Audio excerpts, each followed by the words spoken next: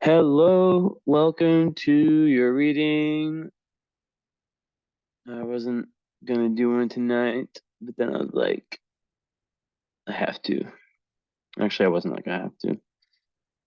I just got a little hint of motivation. So let me just make sure everything is all in order. I like to have two charts that I usually I go chronological, but sometimes I like to, you know, there's some charts I'll look at them and I'll just be like, nah, not tonight, just not tonight. Not because I'm not capable, right? That more because it's just I don't know. I'm just not feeling it. Um, but regardless, it looks like I will be doing it in chronological order. This is the chart I want to do anyways. So I guess we can just do Tanya. Hmm. Okay, let's show the aspects.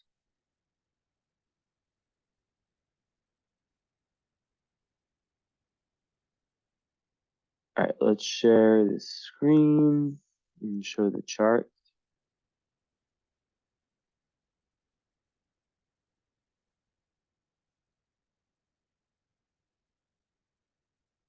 Okay. So first thing I notice is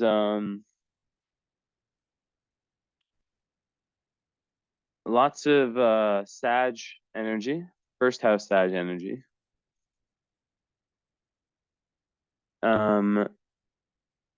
Scorpio sun in the 12th, moon in Capricorn. So just right there, that's back to back to back signs. Um, Prominent in the like charts of famous people or it's just something I've observed that a lot of celebrities charts have these stelliums in two or three houses, and then there's like not much on like in the rest of the chart. It's kind of concentrated, but it's usually like you know around here. Um, where do I start?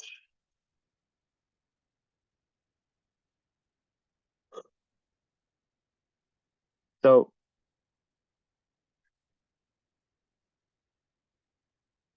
Capricorn moon with Uranus right on it. Neptune not far away, and Scorpio. So it's a interesting one because it's a very serious combination of planets. Scorpio in the 12th is all about probing deeper and deeper into the collective unconscious. I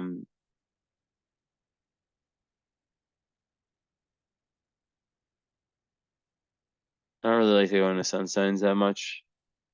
But yeah, and then Moon in Capricorn on its own can be quite difficult, but then you have Uranus right on it, so and Neptune, so it's like almost like a Capricorn slash Aquarius slash Pisces moon, which is obviously very interesting because those are the three last signs. And it just makes someone you're probably born around. Yeah, yeah, it makes someone quite like what I've observed with that is that there's I want to say psychic, but intuitive and all that. They definitely have that, but there's a certain level of like needing to fully activate it. That's what I've noticed. it's not so easily activated, right? Because I've seen people with those charts who haven't fully done that. And one of the ways to activate it is through the mega important part of having a Capricorn moon and also being a Scorpio, which is going deep within the self. Now we see the North Node is right in the ascendant in Sagg. And South Node in the first house. So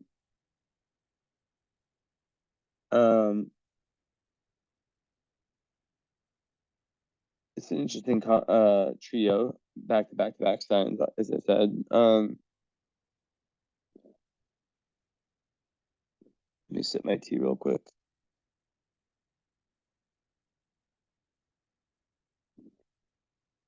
And there's not too many difficult aspects that I see in the aspect grid, at least.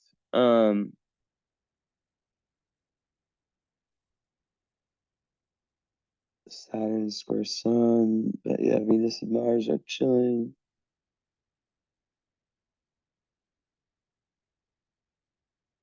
So Capricorn Moon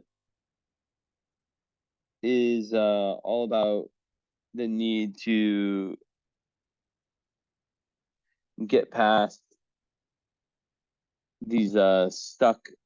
It's like the liquefaction, right? Because it's the moon likes to be like the energy of Cancer, right? And Cancer is the opposite sign, and it's about water. So I always think about the opposite sign as being like where the healing is. So for Capricorn moon, it's all about liquefying stuck karmic emotional patterns.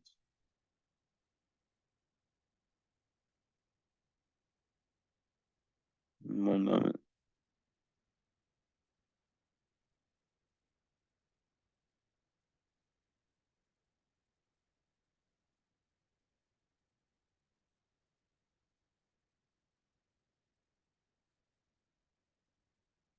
Mhm.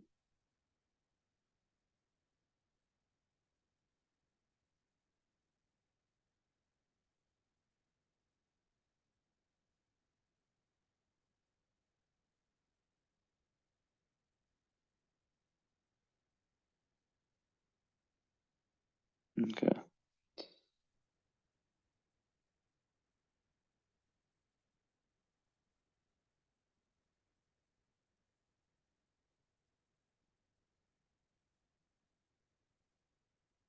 Yeah. So okay, basically Scorpio, very, very 12th house, it usually creates kind of a hidden person. Someone who's willing, who's very powerful. But at the same time, they are willing to kind of be in the shadows in a sense, right?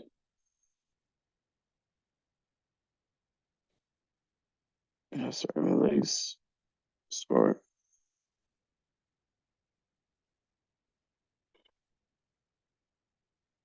Okay. And then having Pluto in there too with Vesta on it, which is exactly trying the eighth house Mars, and they're both at 22 degrees. That's interesting, and they're both in the eighth and 12th.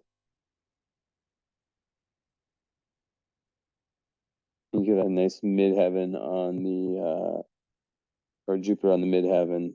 So Jupiter, very, very exalted position there in Libra. It's so good for career and goals, achievement of goals, perspective, almost like a clairvoyance when it comes to friends and who you want to really truly let in. But really, when we get down to it, it's pretty obvious. I try to save stuff, but sometimes it's just like, you know, I just want to start where I want to start. I'm just gonna give you things. I like to just give things, give little bits of info and wrap it all around. And I know I sound like I'm dying right now, but I always am like this when I do readings lately. Like I start, it's like a slow Russian Soviet train. Once it gets going, it gets going. It's a full moon too. But okay, so maybe I'll turn the camera on. So yeah, basically Capricorn moon with Uranus. It's all about receiving downloads. It makes it a lot easier for someone like who has a Capricorn moon to be female in this society. Um, it's very difficult for males. In the with the whole toxic masculinity thing and masculinity thing, and the reason is because Capricorn moons, they don't necessarily want to talk about their emotions. You know, they don't necessarily want to. You know, they are relied upon to be these very strong figures. You know, and they want others to think that typically, right? But vulnerability is really like one of the biggest things for for them, life lessons for them, right? To be able to open up, and when you combine Scorpio and Capricorn, it can create someone who's very serious.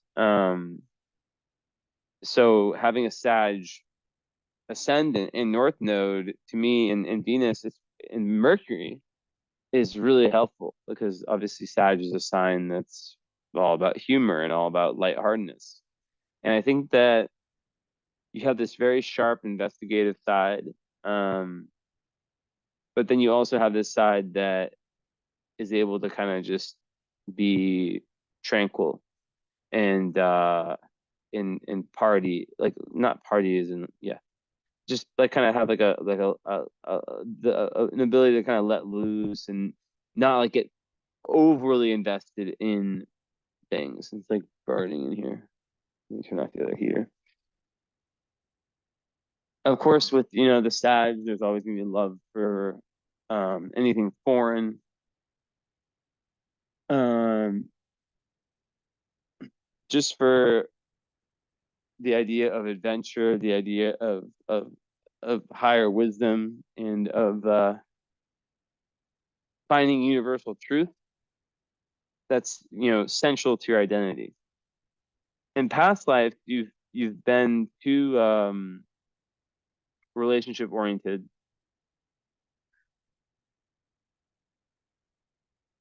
Squares, no squares. Too relationship oriented, and short sighted. In the sense that relationships have kept you from seeing the big picture. And in this life, you have this chart with this energy because you're trying to see the big picture in the world, high philosophy, how everything makes sense when put together, and then within yourself, do lots of like deep emotional work. Um, so yeah, the low energy of Capricorn moon is stuckness, stubbornness, very, very self-critical, someone who's very, very self-critical, and then that gets projected externally in relationships. And someone who just could be at their lowest point, but then just refuse to open up, and you feel when a cat moon is very heavy energy when they're like depressed, and they won't tell you because there's quite a bit of pride there, right? A lot of times, and this is like less common with females because they've usually tackled a lot of these, but a lot of times it comes from the mother, who may have been more rigid, right? A lot of times there's a more difficult karmic relationship with the mother. And then the 12th house son would kind of say the same thing about the father, but not same thing, but you know, just like difficult, like a lot of times it's like a more absent father, right? A father that wasn't necessarily there. Some people who have that, they had like a divorced parents, although you do have like a sextile between sun and moon, which is usually good for at least their relationship. But that's really tough to tell. I mean, maybe I've seen charts like this where, the person lost their father, or the father just like had a work situation where they were always gone, or maybe there's like a stepfather situation. Some unclarity around that. And of course, the sun can also be the mother in the chart, right? That's to add to the complexity. It's in my experience, the sun represents in your chart who the more active parent is, right? While the moon represents the nurture, um, the nurture, and the sun is really the one who is like kind of like the shining example, like the hey Mika, am I your son? Am I your Aries son, Mika? Come on, show that. Maybe Tanya voted for you in the challenge, Mika. Look at the camera. So this is a Scorpio. It's interesting she comes when I do Scorpios. Mika, you're double Scorpio, moon and rising. You should stay. Mika, stay. Anyways, it's interesting she came because Mika actually does have, she just kind of gave me a message. Give me a kiss.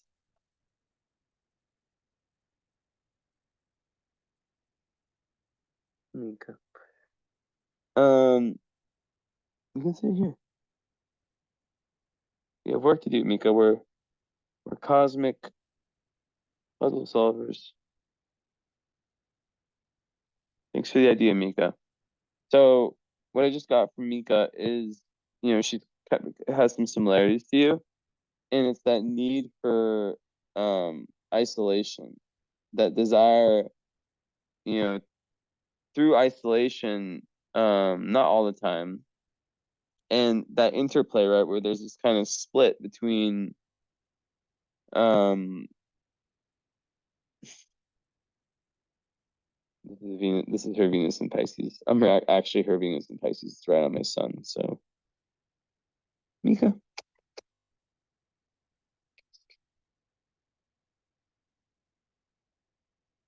Okay, Mika. Pipe down, little girl. So yeah.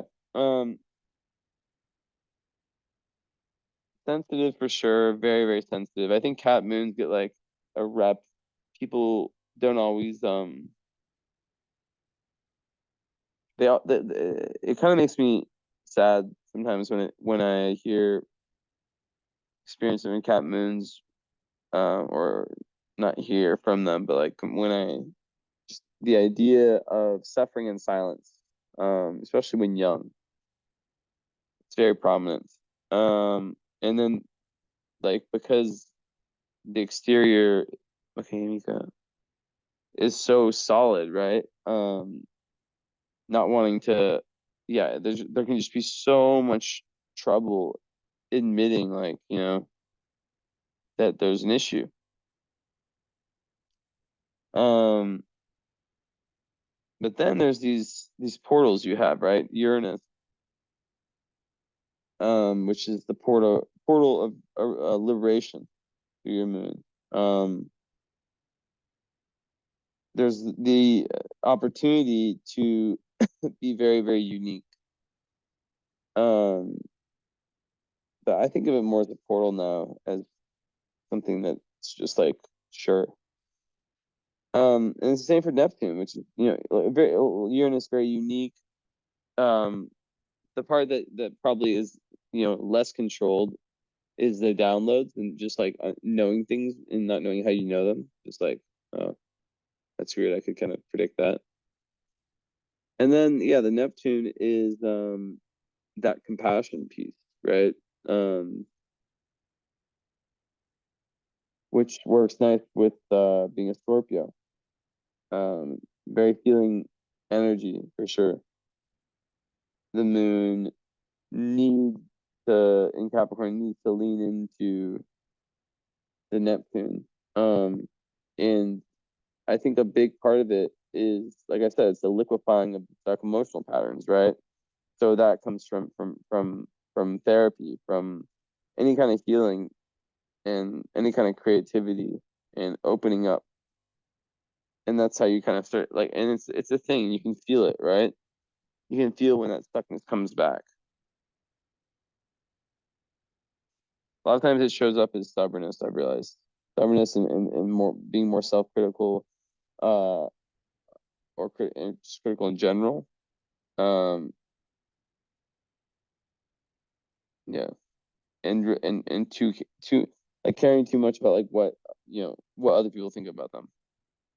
Those are just like lower ones. The high with Capricorn moon is like they really want, especially with the Uranus and Neptune, they really want to do reposition. They really want to do something that truly benefits society.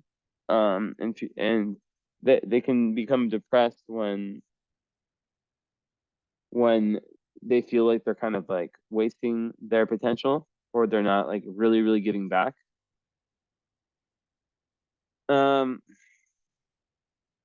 And with the North Node on the ascendant in Sag, there's that split. Oh, I can't fight. There's that split in your chart between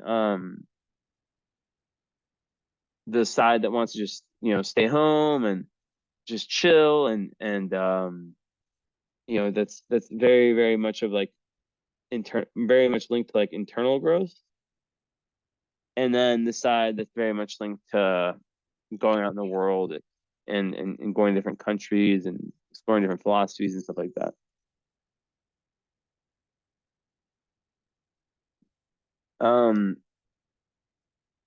Yeah, having the ascendant opposite the south node, it just shows me that you weren't able to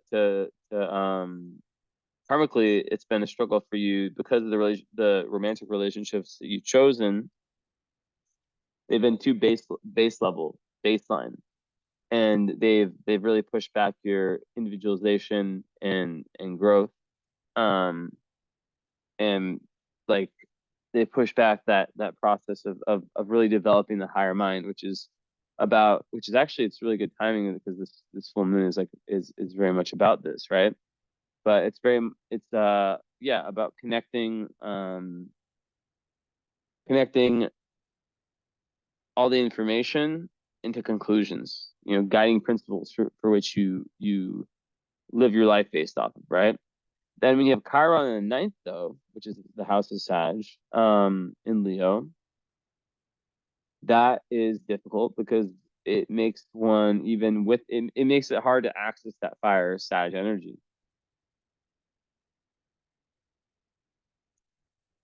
And the reason for that is that Chiron represents like your wound, right? And I get a lot of Chiron Leos. There's a reason. And the wound is around self-expression, around feeling like they can express their inner child.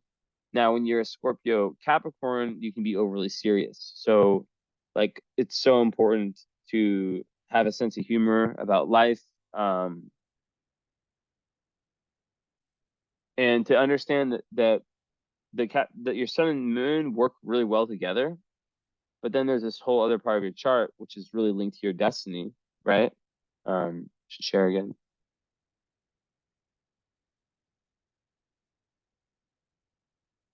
You see, like this part works well with this part, but then this part is just like, I need a voice as well. But this Chiron up here which is conjunct the vertex, which is like very, you know, I could see that manifesting in you being a healer.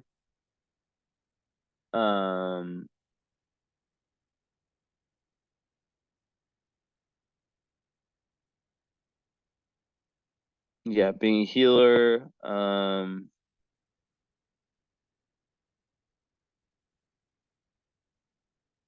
And that being like very linked to your destiny, right?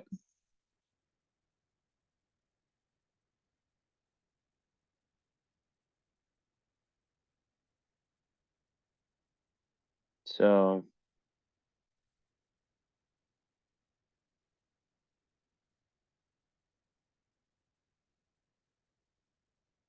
okay.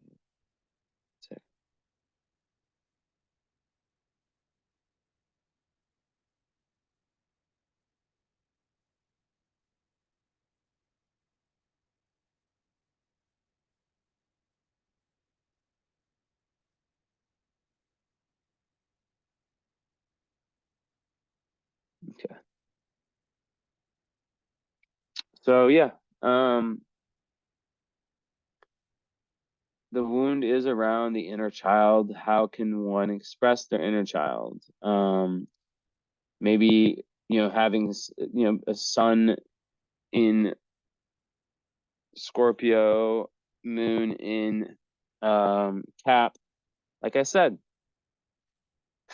there wasn't, you know, it could have been like a very rigid, strict household. And you may have had to like get to work really early in life. You know, you have the Sun square Saturn also, which points to that, which also points to like the father being, you know, pretty strict potentially, or just some tension, or whoever the sun represents. And yeah, the Chiron in Leo is very common with people that I do chart readings for, and the reason for that is because they're meant, you know, vertex is like about fate.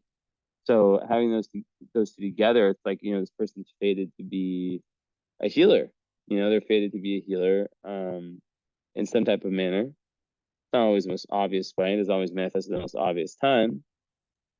But, you know, a lot of it can come from you really, really taking risks, which can be so hard for the Capricorn moon, in relation to this first house, which is your identity, your personality, and allowing yourself to just like let loose, you know, to just go, you know, take that risk in life that you wanted to take but you just haven't taken, you know, to just have faith in the universe. And I think one of the biggest breakthroughs for cat moons, and that's why I think I've seen so many woman cat moons who just like, you know, who might have a chart like yours. I might talk to you and be like, wow, you know, like they tend to have had like difficult upbringings, but there's this resilience, and the earlier they are able to speak about their childhood, the better, right? So like a lot of men don't really do that, and it plagues them. So I just went and got my crystal that was charging the full moon. Placed another one out there. Oof. Oh my God. You feel it so intensely. Um,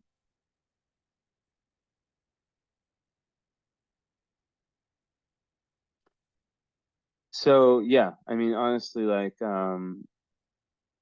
it's very karmic to have that, and to have to go, you know, back within the childhood. Because, you know, Saturn third house also another one, another big indicator in Aquarius, you know, with the series in Aquarius. It's like, you know, not having, like having had like your voice shut down, feeling like you had your true authentic voice shut down growing up.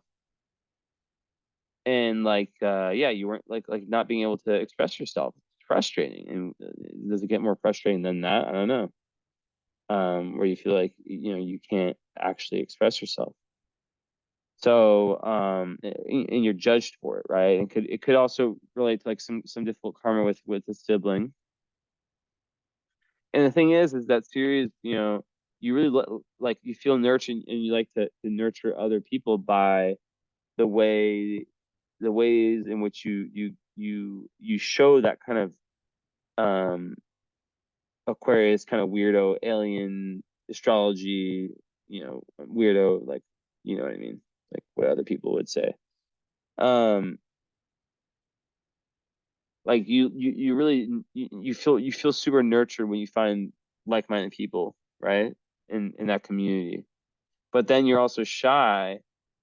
Um, in the 12th house, I think with especially with Pluto there, like that's such a huge Pluto placement. Not a lot of people have the same take.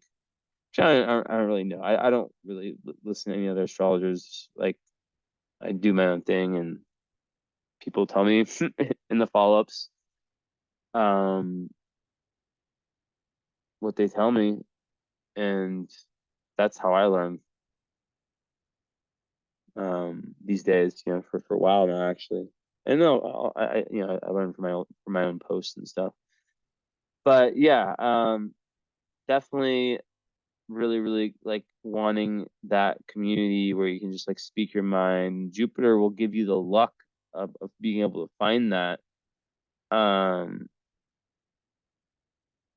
but and yeah, definitely like a very peaceful person. I don't sense any like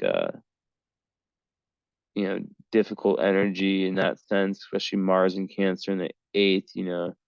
Um, you like to you really love to dive deep, obviously, as a Scorpio. But Pluto in the 12th, like this is the metaphor I give, and this is why it's so interesting that you are Capricorn Moon, Scorpio Sun, is that Pluto in the 12th to me is one of the most spiritual placements you can have because it's the metaphor I like is so Saturn is the rock. Saturn represents reality, right? Consensus reality as we know it, the material world, all these, the patriarchy, um, CNN, I don't know, buildings, civilization, nine to fives, everything, airlines. I don't even know what I'm saying. But basically, Neptune, which is the 12th house, Pisces, um, is that unifying force, right? It's like that divine energy, that high divine energy, that oneness, right? And the 12th house Pluto person is really here to dig deep into themselves spiritually, to dig deep into the collective unconscious. So a lot of times the 12th house person, is really here to be of service. They enjoy being of service. And of course, like in your case, you do have your North Node in the first house. So there is this level of like, it's your turn to kind of be selfish in this lifetime, but it's meant to benefit others because you're a teacher at heart. But a teacher has to go out and have the life experiences, the independent life experiences to be able to teach, right? So um having, and then it's also, wow, it's on Serpentis to Pluto. So I mean that definitely could speak about some kind of trauma for sure. No, I never say for sure. So highly likely that you've overcome some type of trauma in your lifetime with that placement. We'll talk about that later more. But basically, like all of the things that you've gone through with your family, and of course, like having, and I'll get back to the metaphor, but having the Mars you see here where it is, it can kind of keep one like lots of like karmic issues with the family, but then like they're also really family oriented and they want to figure this shit out, right? And it's like the question is like, do the other family members want to do that, right? Not always. Um, and yeah, there can definitely, yeah. So I'm seeing lots of connections now. Kind of how like there's like the Sag energy. Like I'm wondering, I'm like, because you're like, okay, you should definitely get a Saturn return reading from me if you're interested. Usually people get the follow-up, right? And it's a live reading. It's like an hour. I mean, it's already paid for. I think you got the follow-up, right? I'm pretty sure you did. But I would definitely do the follow-up and then add the current astrology and Saturn return reading, where I can look at your solar return, your transits, your progressions, and then you actually have a chart for your Saturn return. It's a bunch of stuff. It's a whole different type of astrology. It's the predictive, right? And I have my own way of kind of looking at that and painting a picture of the possibilities of what can arise in the coming year. And it's a really, really, really great experience. So let me know if you're interested. I give a massive reduction, so you just have to message me about it. It's usually over it's probably around like 350, and I'm happy to do it. I'm like reducing my prices these days. I understand like it's tough economically for a lot of people, so I'm happy to do to even add the Saturn one on for 260 total for the Saturn, and it lasts like over 2 hours, three. So like when I do that one with the follow up with the current astrology, it's 1 hour follow up usually, or yeah, 1 hour follow up, and then the current astrology. Well, it's 2 hours, but a little bit longer because of the Saturn return chart. So I go into everything. I'm not one of these people who's like I might give too much of myself, honestly. Like people are telling me that. And now God is like, I don't know. It's a really weird thing. Now I'm gonna start talking about myself a little bit. Sometimes it's actually healthy for me. I realized to just like take little breaks within reading and just like talk about random shit, and then look at the reading with fresh eyes. But then I'll do that and I'll talk for like 30 seconds and I'll just go right back to the reading. But everything's kind of relevant. Like even like the shit that I say, like it could be relevant to you. Because I think right now what I pick up on is this real need to let go of like the old earthly expectations. By the way, I haven't heard this from anyone at all. Like I'm just saying whatever the fuck's coming in my head. And my crystal's super charged right now. I'll show you. I'll show you my crystal as I put my chewing tobacco on. It's the sexy citrus kind. It's not like the gross American chaw. You see? I just started doing it a few months ago. I'm not proud of it, but it's not so gross. And I don't do like I don't like have addictions but yeah, what I was gonna tell you is like I really think it's like a time right now to just like reflect, like to just feel like go outside and get some fresh air. To really reflect on like think about like what is the universe giving you? You know? Like what are you getting back? What's the feedback? Like for me, felt a little like, us getting closer. Um I haven't like I don't know what's wrong with my shit, but my website just like has not worked.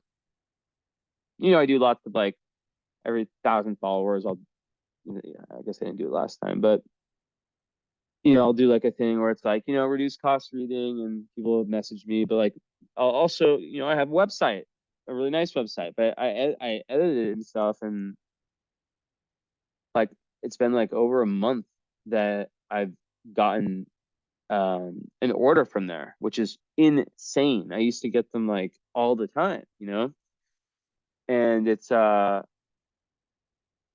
like the point I'm making, I'm not talking about me right now because like well, I am, but I'm relating it to like kind of like a little halftime break, but I'm relating it to the energy I'm feeling from talking from just the like from everyone. It's the end of the year, and I think like when things like that happen, like, so I could either be like, oh fuck, and like try and push extra hard, do specials, because like I've like last month, like I still did okay, but it's like, why are you looking? It's like it's like, look at, like, okay, well, I've always felt like when I, for example, when I get lots of orders, there's like a karmic reason.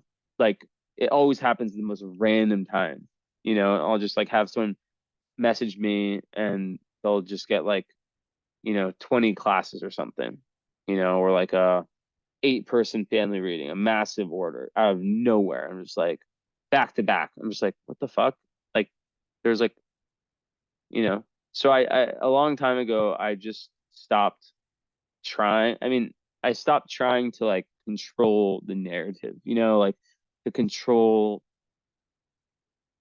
like, basically what I'm trying to say is, as long as you're putting each day, you're doing your best. Like tonight, I was like, nah, do I want to do a reading?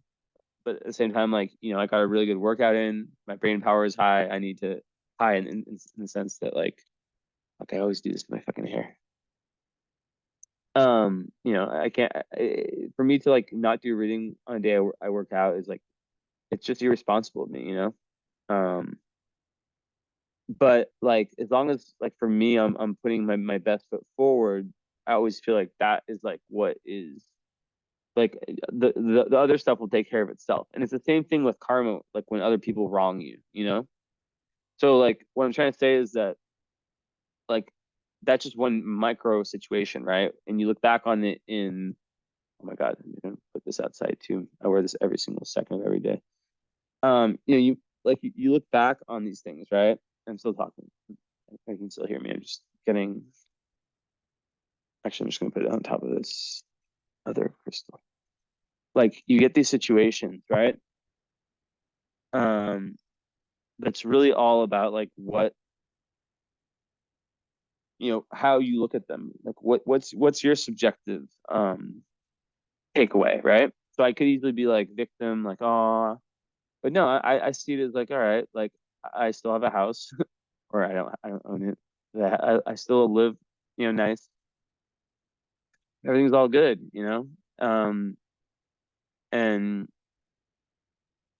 like there's probably a reason that God, right? So it's like switching from like the physical to metaphysical. And that's like the download for the Capricorn Neptune, is where you start to shift away. And this is like, I'm totally like bringing this back to your astrology with the Pluto, right? Because it's about, Pluto represents in 12th house jumping off like the materialistic, or not materialistic, just the material world, right? Um, deep into the sea. It's like jumping off a cliff that represents reality, consensus reality, cats everywhere, into this like endless sea of Neptune. This complete letting go, which can be very hard. Um, and there's a lot of surrender that's needed. So going back to my example, you know, I'm just like, all right, whatever, it's gonna be what's gonna be. If I don't get one order all December for my website, I mean, obviously I'm getting them from, clients like like um that I already have. But when I don't know, just like allowing, it's this weird balance between like, you still want to push forward, but not too hard. Because I feel like when you push too hard, it's almost like you're not allowing the universe to surprise you. You know what I mean? That's just kind of how I see it. And going back to your chart, well, to this Pluto, it's really a huge need to kind of let go, right? A huge need to just surrender, and to look at your life through the metaphysical lens. The things you do, to look at them through, okay, like in your past experiences, like how do they lead them to where you are now, right? Um, and like I said, like the cat moons can be super self-critical, and that can really cut one off from that objective right there, right? Um, so if there were any really intense traumas, like there's always meaning that can be made out of them. Of course, it doesn't like resolve them. Trauma is obviously held in the body, as we know from psychology, but it does kind of give us more awareness about them, you know? But one of the big ways for you is through this, you know, this Sagittarian energy, right? Which is this always, it's like, you know, the horse, I just think of like the horseback, you know, the centaur, you know, just like moving from experience to experience, really wanted to see different cultures, right? You have Venus in there. So it's like, you might, a lot of people with Venus in Sagg, they are very attracted to all things like traveling, all things, other cultures. They're attracted to dating people from different cultures, you know, cultural backgrounds. And they really want to like through love expand themselves. But the thing with you, it's like, which is so important. I'm sorry, I'm spitting. Let me go off camera. The thing that's key is to not fall back into the South Node trap, which is relationships that kind of have like a cat staring at me. Let me in, let me in.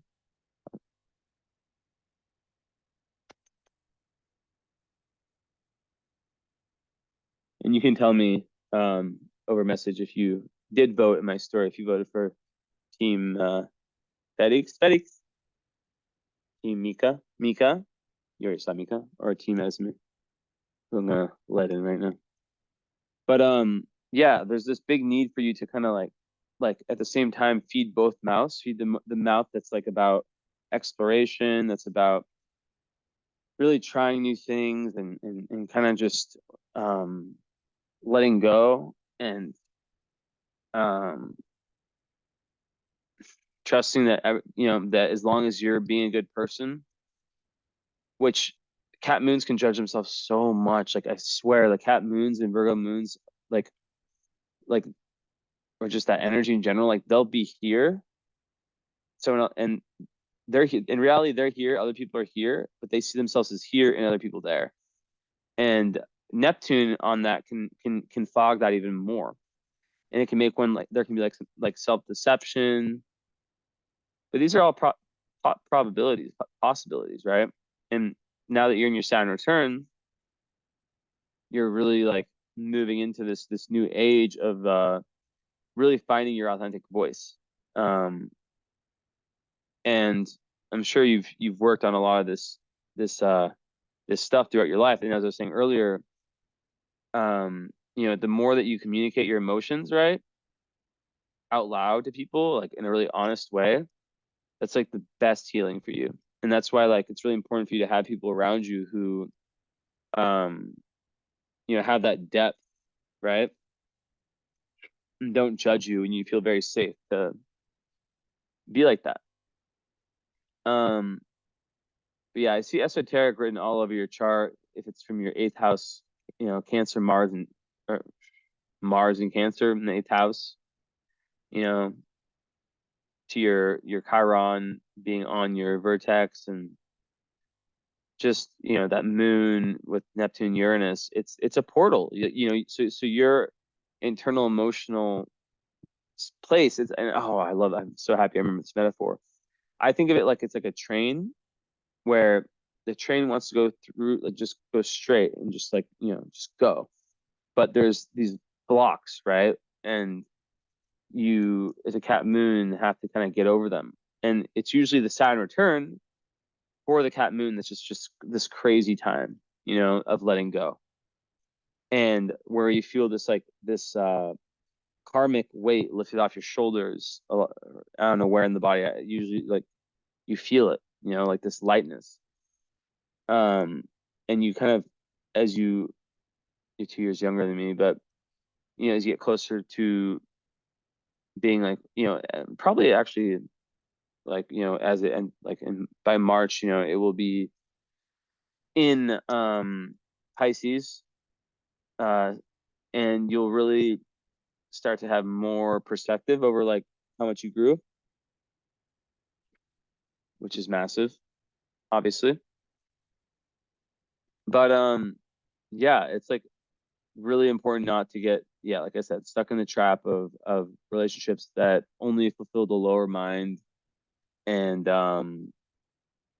like being able to have boundaries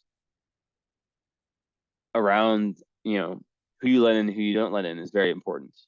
Because the last thing you want is to get stuck in a situation where you're unable to really grow and to kind of just like, boom, go. I want to do this. I want to do that. I want to do this. I want to do that.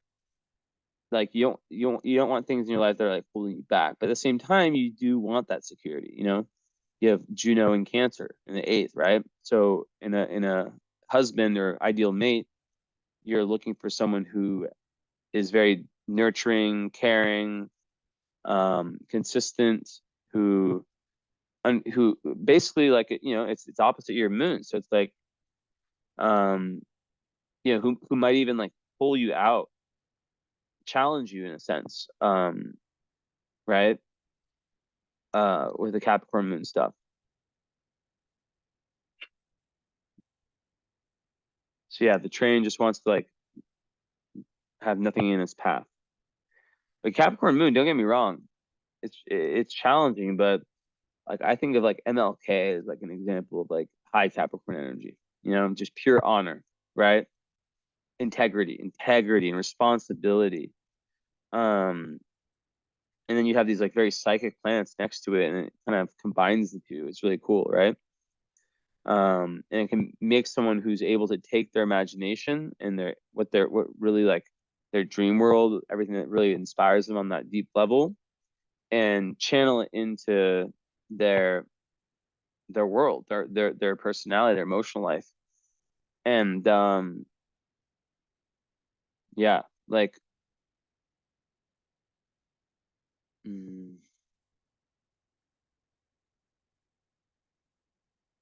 so your ascendant's on the galactic center also, I just noticed. So um, you know, that's another really psychic, um just just to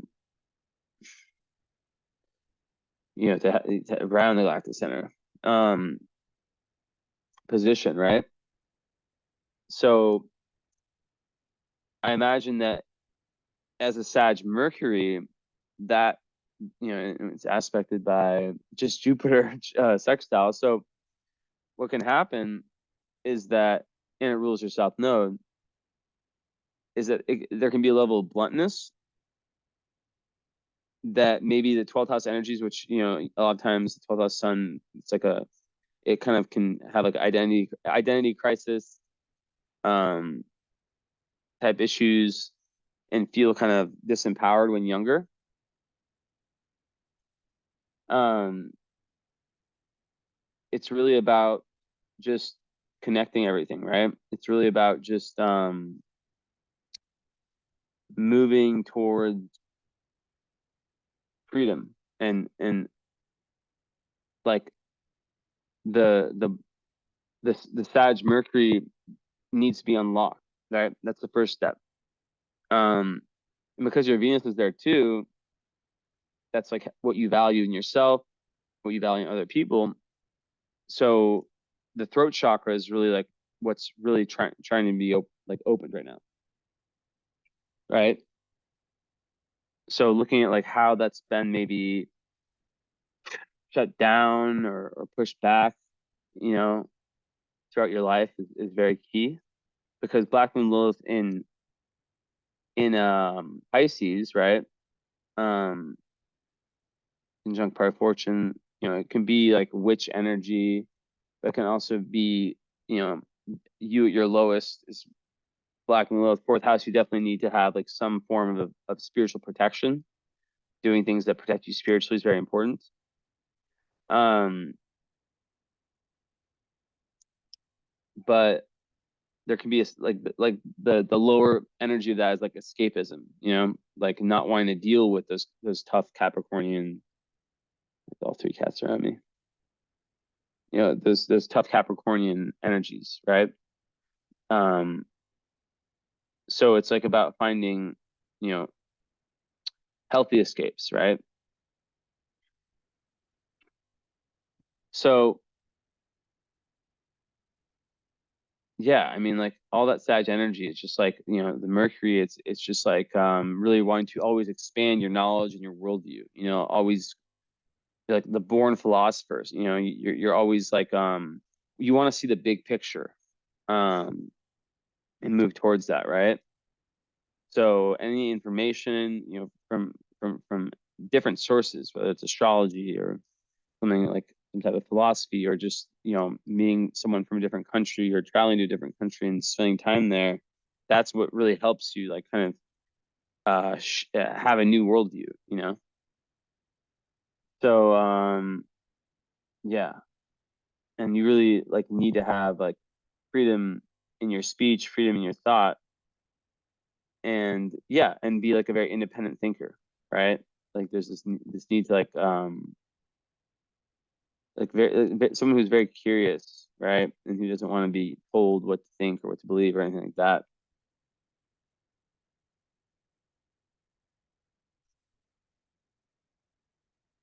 And yeah, just all about like getting away. Also with Gemini South Node, there can be a tendency to kind of have like a scattered, like kind of like a scattered energy, where you try this and that and this and that and this and that.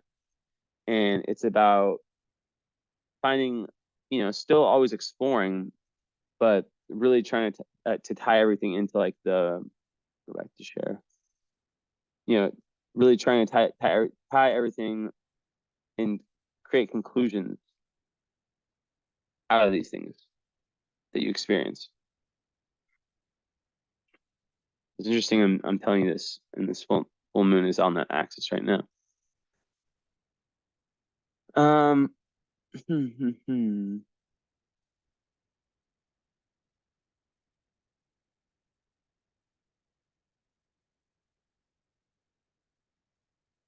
let's see.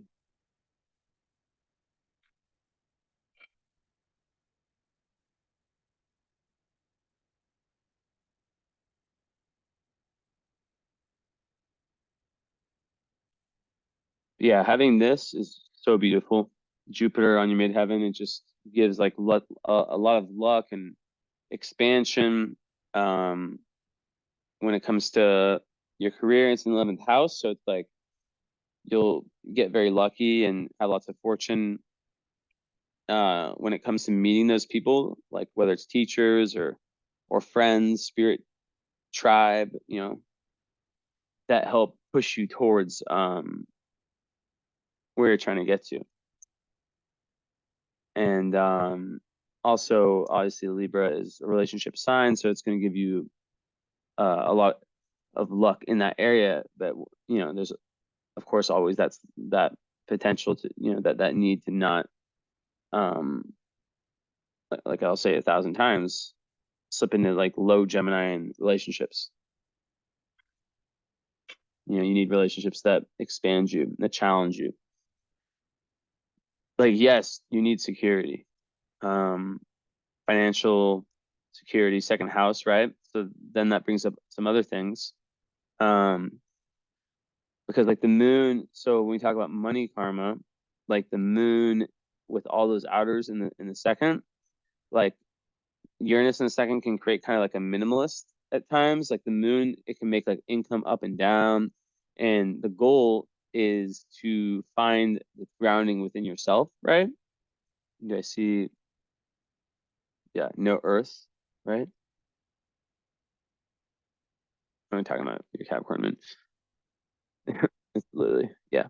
Um, so yeah, there's like this need for like for that structure and hard work, but like yeah, really, really not being like how some cat moons can be, which is like, emotionally distant and cold and not willing to be vulnerable. Um, but yeah, with Uranus there, independently, it's really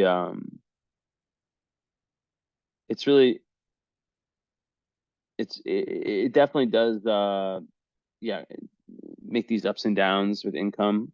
Um, so also really, really good for like having like these genius like money making ideas.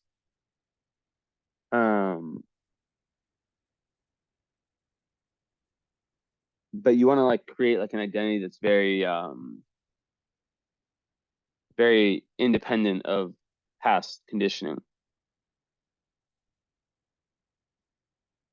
And like Neptune, like in the second, mixed with 12th house sun, can make one it can kind of fog one's, it can give like a, conjunct the moon also like a, um, unrealistic assessment of your own self-worth. So it's all about like linking, like once again, what I was saying earlier, I knew it was going to come into play, like looking at the metaphysical as opposed to the physical, right? In terms of what you do.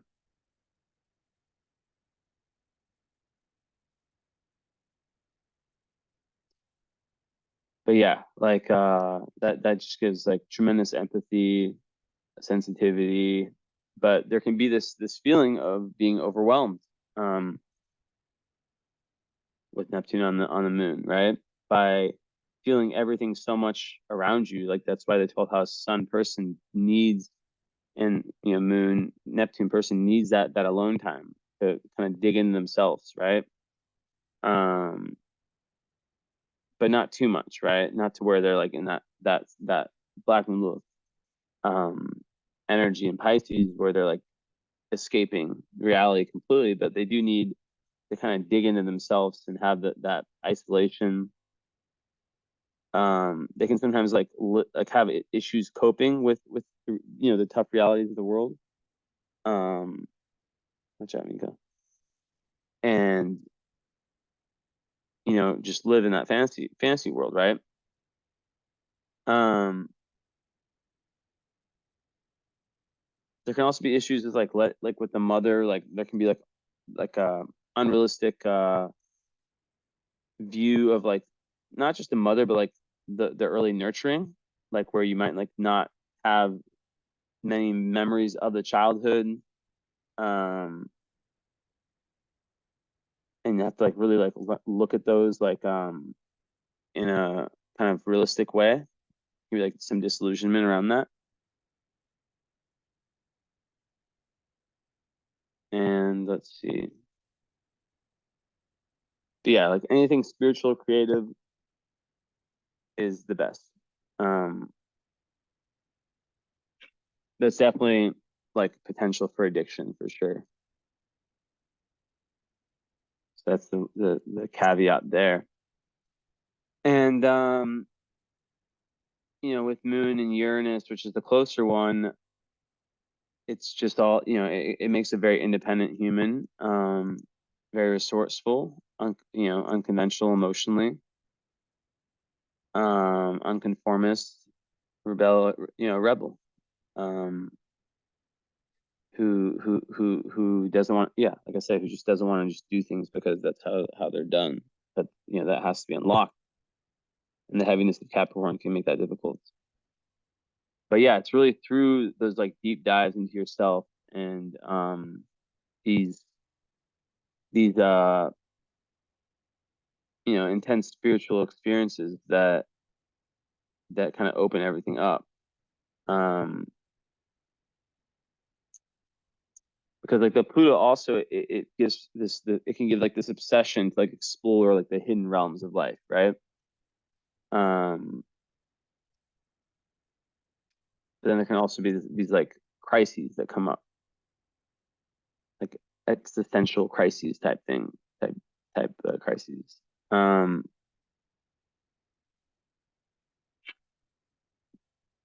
so yeah,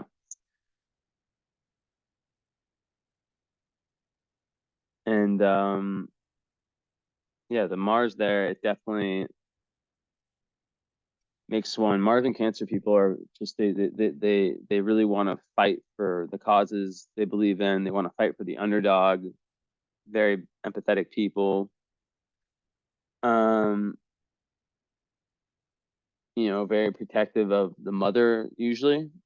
Um, And there can be issues sometimes with like passive aggression and like how to get out anger, especially with the third house Saturn. Self-expression can be difficult, right? So that's where like a lot of work needs to come out, and overcoming any kind of shyness.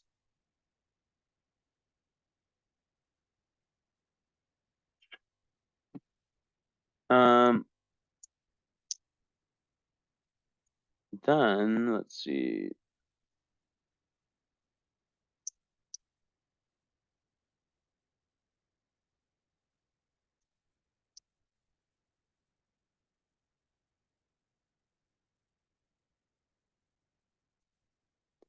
Yeah, I think traveling is just like there's so much gained through that. So much gained through that. And I think, yeah, traveling physically or metaphorically, the more you expand yourself, your wisdom, the more you allow yourself to laugh and have fun, the better it is for you. So that also plays into like the best, partners slash friends to have around you. A level of seriousness and unconventionality and individualism, but also stability and, people who can get serious but also laugh,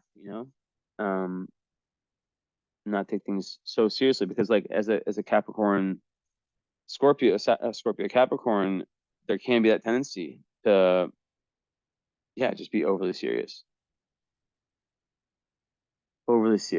and that pushes away that north node, which is the destiny, the mountain not climbed in past lives around the ascendant, which is asking you to please, please, please, like, be a little bit more selfish in this lifetime, so you can have that higher learning that was, kind of taken away from you in past lifetimes. Spitting again. So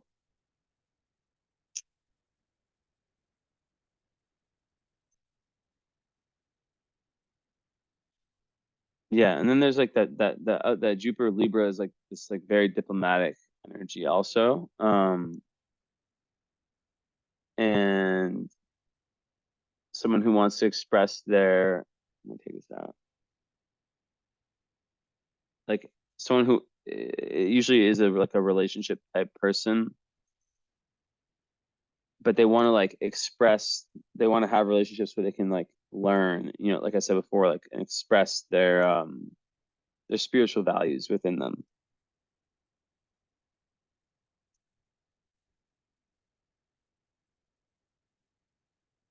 Mm, where is Palace? Palace, okay.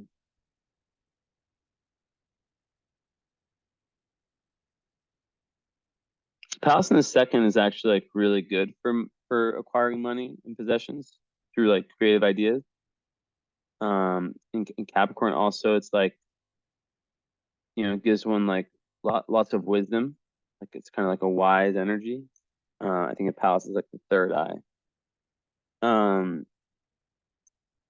and it actually gives like an organized mind, in the sense of being able to like create plans and have that structure. Like, and the Capricorn moons are great for that too. Once they set their mind on something, that's why having the fire in your chart is so powerful. It's that when you can have that fire, that's like the jump starter. That's like the energy that allows you to find your passions.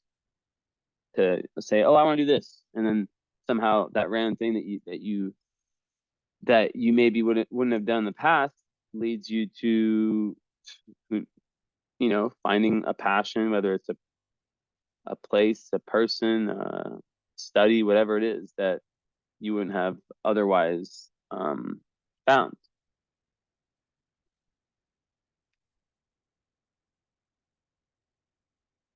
Yeah, like a huge need to really, really look at the relationships you enter, and to just think like, how much is this leading me towards freedom? How much is this leading me towards being able to, really express, the higher me.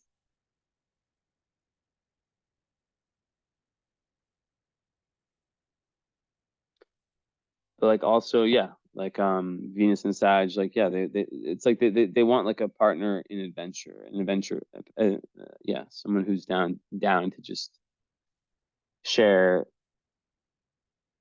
a range of different activities with them. All these little, the foreign thing I said before. And then of course Venus in the first house, it's very good for beauty. Obviously, attractive aura, attractive energy. Just like a very calm kind of harmony in the personality. So that's very good placement to have that in your first house, obviously. Obvious. They're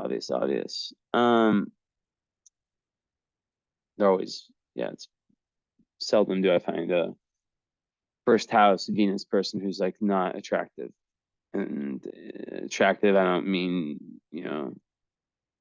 just by physical looks. I mean by a mix of everything. Ability to, yeah, just like an attractive kind of aura. What else can I say? And does it come after? Yeah, and it comes after your sun. That's good. My friend Julian would call that an Aphrodite.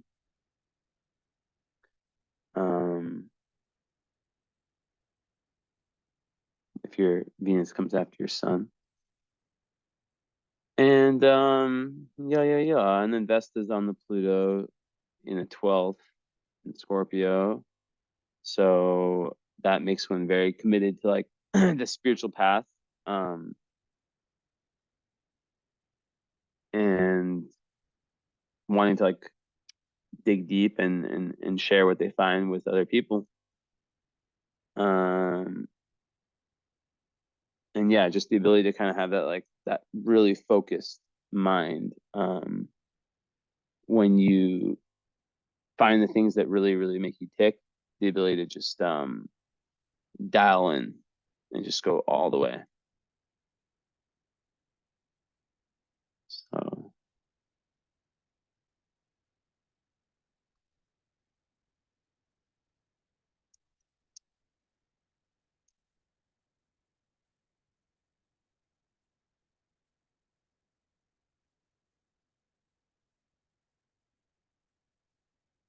yeah, and then Jupiter midheaven, really, really good. As I said before, a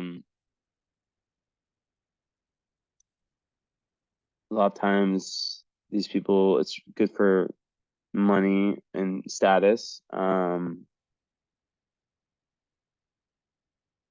Sometimes the parents had like a or have a prominent position in society, and yeah, like I mean, even though I've said these other things about potentials with the parents, it's still like often just on its own someone who's encouraged to kind of like pursue what they're passionate about, and like lots of like rewarding professions, rewarding dharma. So yeah, lots of blessings in terms of talents and recognition for your talents as well.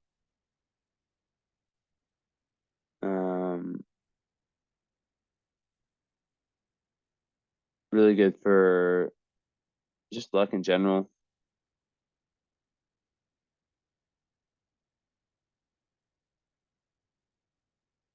Like if you are someone who wants to kind of get married early in your life, if you're married already, there's a tendency to like meet someone who does do that very thing I've been talking about, like allow you to chase your passions and gives you that freedom. So yeah, it's just a very, very good karmic placement, Jupiter on the midheaven. Here's Esme.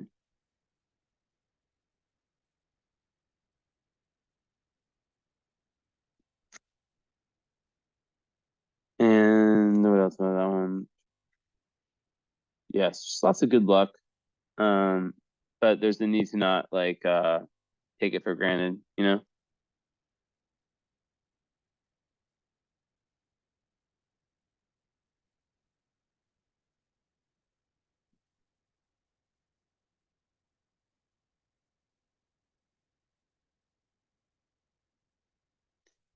Yeah, I mean, just like lots of energy about like issues of self-expression. Um, when young, of course. So I think that's probably the theme that's been going on in your life, I guess, as of late.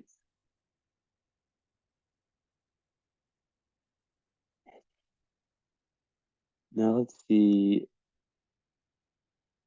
Stars. I already saw one.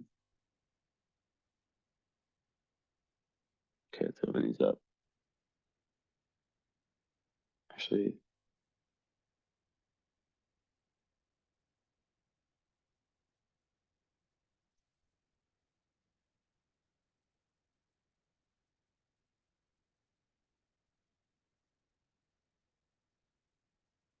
okay, let me open one other thing up.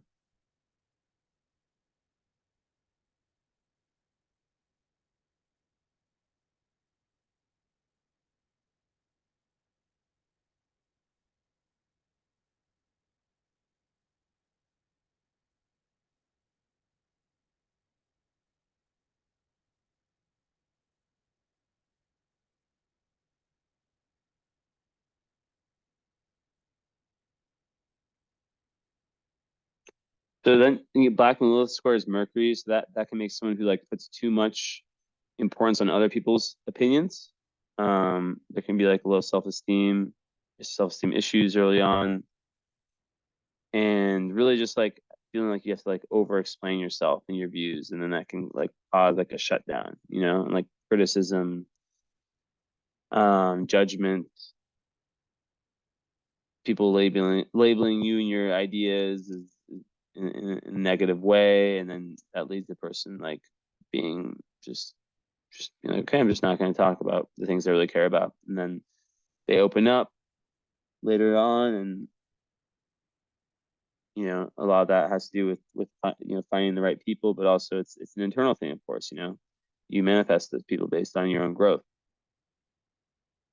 Like there's people who just are like, when are the people gonna come, or like when are my soul friend, you know, friends gonna come? Well, it's like, you know, in order to do that, if that were the case for you, it's like my question would be, have you dug into that Sag energy? You know, that explorative, let's just fuck it and just try this and do that energy, right? Because that's really what your chart's asking you to do. It's asking you to take more risks. It's like, yes, you are structured. Yes, you have all these things, but then it's like, okay, can you also once in a while just let it all go? But yeah, this is like a very big one. Is someone who feels misunderstood for their thoughts. And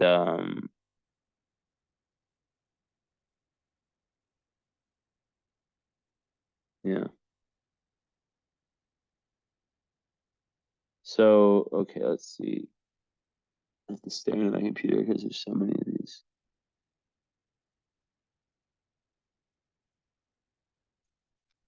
So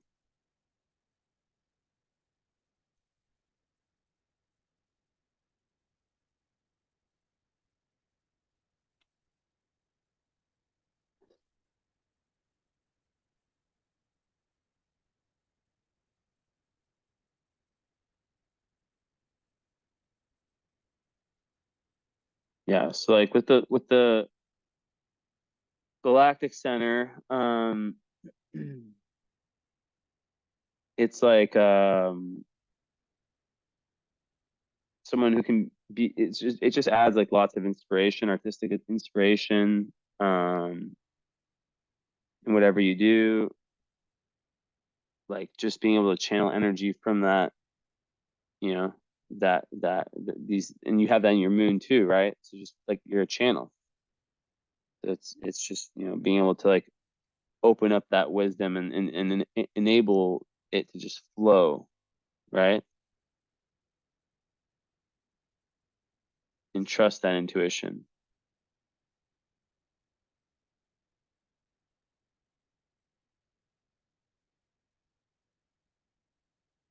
And like it can be a challenge to the ego because like there can just be things that come through that are just almost hard to explain,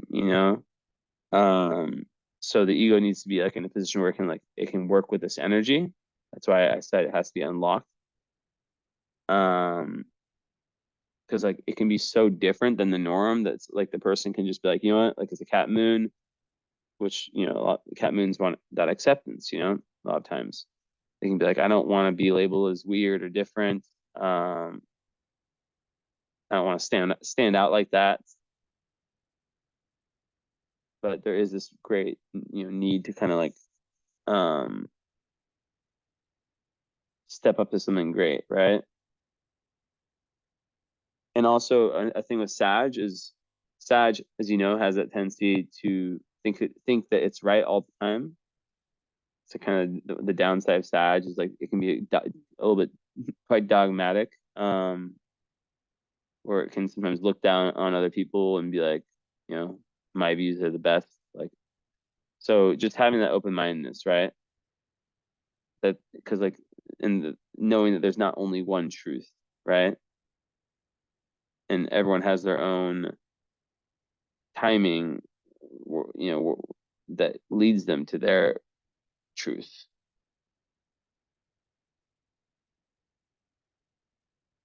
So yeah, it's a tough one to grapple with. You really have to be ready for it. Um, mm,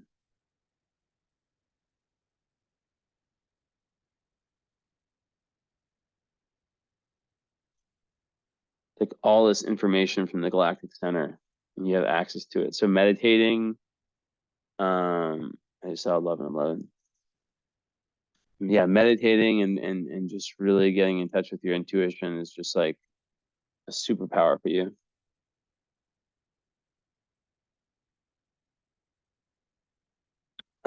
And like the ascendant on the galactic center can really attract followers without even trying, especially when you have Venus there too.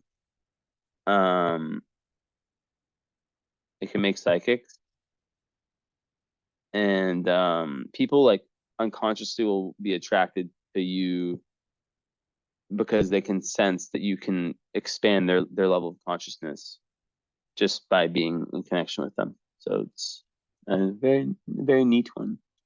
Okay, let's see the moon. 13,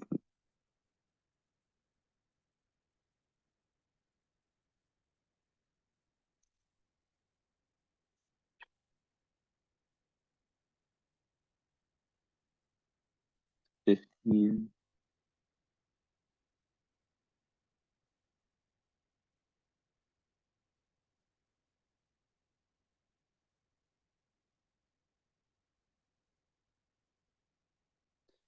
Vega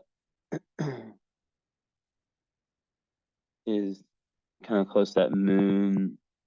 That's good for money. Um, being very fond of music, occult, even like scientific, like you have like a scientific mind. It's good for material success.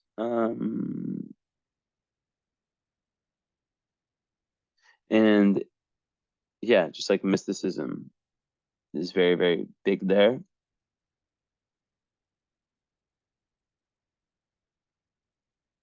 Okay.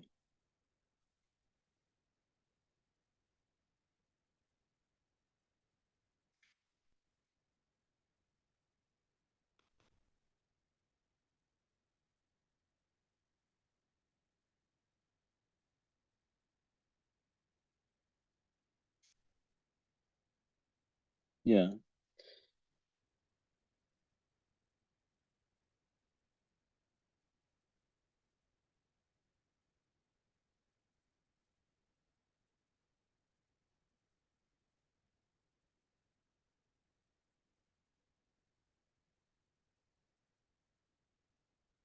So yeah, with Cerberus and Pluto, like it's like one of the really, really like rougher degrees.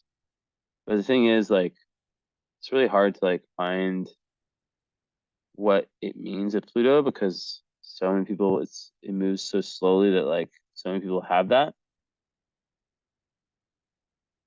I think it like a lot of it, like kind of that in Algol is like very magical and it gets a bad rep because it's like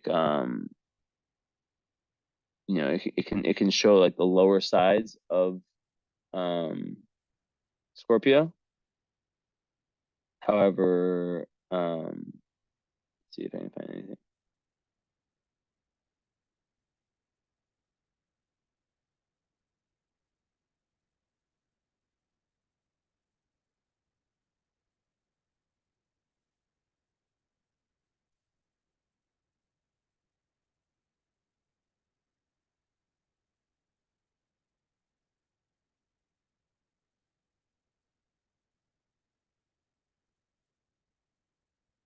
Yeah, I don't know what I would say with Terminus on the Pluto besides what I already said, which at 22 degrees,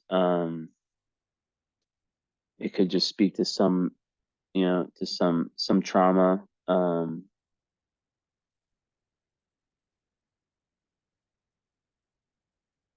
that kind of push towards like the underworld, and yeah,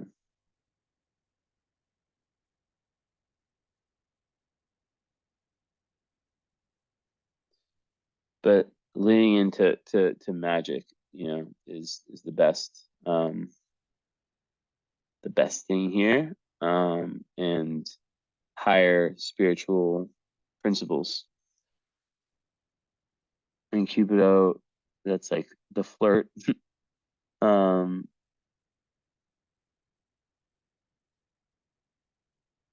Sappho. Ooh, on the sun, Sappho. It's like the poet.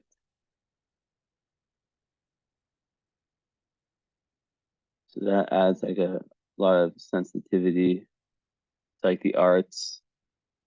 Um, it's also very attractive and sensual.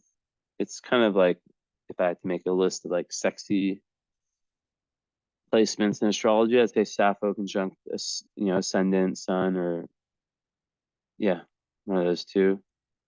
Make it someone like quite bold in their sexual expression. Um, but then there's also this like poetic side to it, and this love for the arts.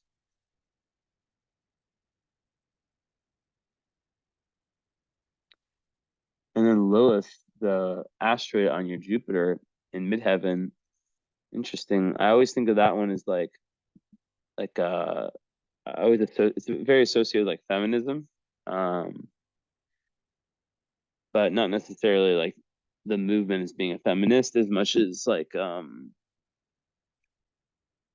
just being a woman in this very masculine Capricornian world who just can't be pushed around, and who will fight back, if people try to mess with you and cast you away or disrespect you, like it just, you'll fight back and not just give in. 1 second. I'm trying to hot one. What else about that one? And then what's that? Is that lust? Eros. Ooh.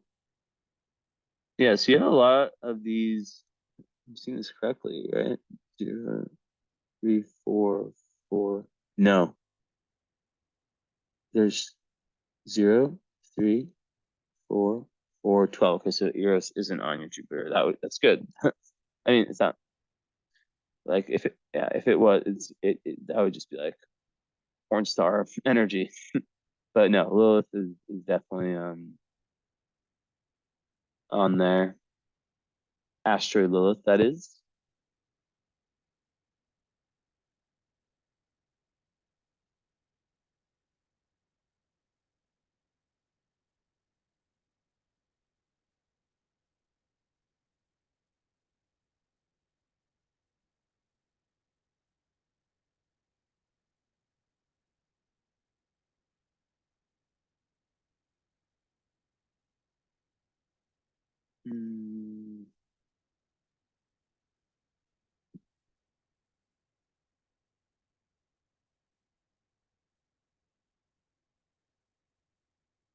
Okay, so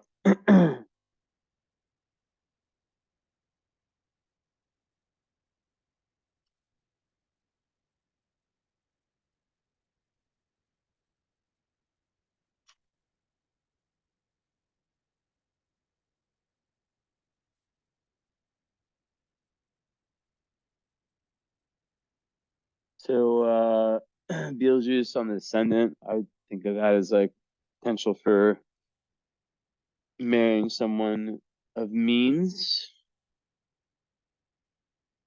fortune in that sense. And then no, this one was hiding. And you have Urania. Look at that. Urania is on your Neptune, stuck on your Neptune. Moon, mostly on Neptune, but yeah, on your moon too, and that's like the asteroid of astrology. So, um,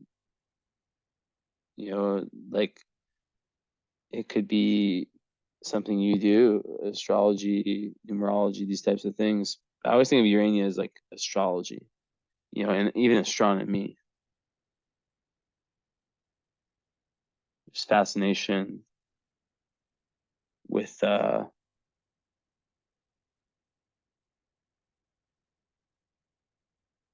cosmos. Yeah, it's about like cosmology, astrology, astronomy, celestial knowledge.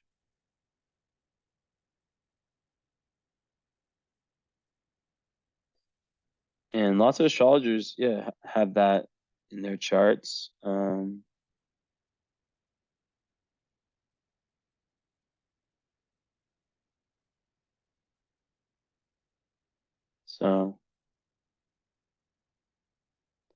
So yeah. Um, Space cadet, cosmic connoisseurs, and just, you know, someone just who's curious about the cosmos, looks up at the sky, wonders.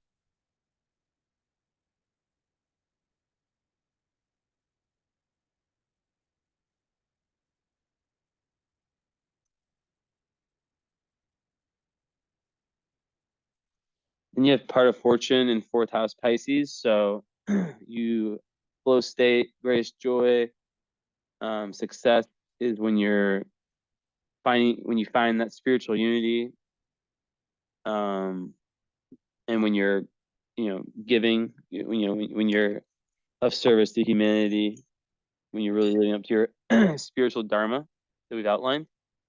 And then the fourth house, it's like, yeah, it's really about being in touch with your inner self, being able to express those emotions. And also it relates to new beginning, like the eighth house, new beginnings. That's another thing about Mars in eighth house, is that it pushes you towards that death, rebirth, transformation, and new beginnings throughout life. Um, and just like the need to like detach from worldly expectations of who you are and who you're supposed to be.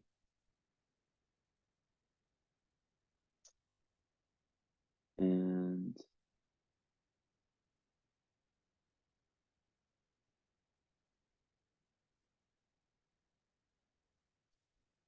yeah, I don't see any other major.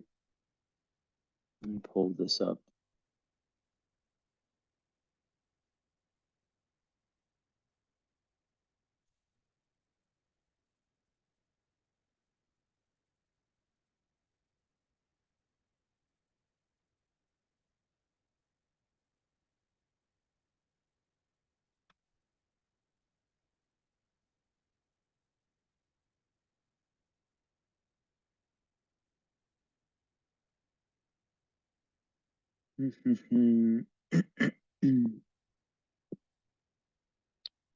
Nope, still no big conjunctions. So yeah, as Mika is saying,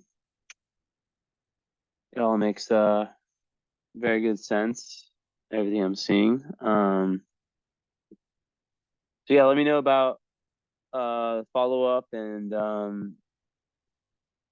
adding potentially the current astrology. I'll be, what date is it today? It's the 8th. So I'll be living in the US, for the US in 22nd. So soon. 2 weeks. But yeah, I'll still be working there, so can figure out something for either, yeah, for when I'm there. And yeah, I hope you enjoyed. I hope this you know, gave some validation. Of course, you know, the you know, everything in astrology is about potentials. Understanding the transits is very, in the current astrology is kind of the next chapter to know like where or it's the next point to know like the current chapter. So I always advocate for that. But you know, having it that it's your Saturn return, that you have, you know, lots of 22-degree planets, and um you know, you have you're just very resourceful, right? It's another thing about you. But I just think that there's this ability to just this determination that you've probably overcome a lot, and yeah, this real lightness, and now understanding the Sag thing, first house Sag, the need to kind of just be independent, not have relationships, but be, you know, be more picky when it comes to who you let in. And remember, it's all in this lifetime. It's about you. It's about like what you're learning, because you've compromised too much in the past. So that's it. Let me just stare at it one last time.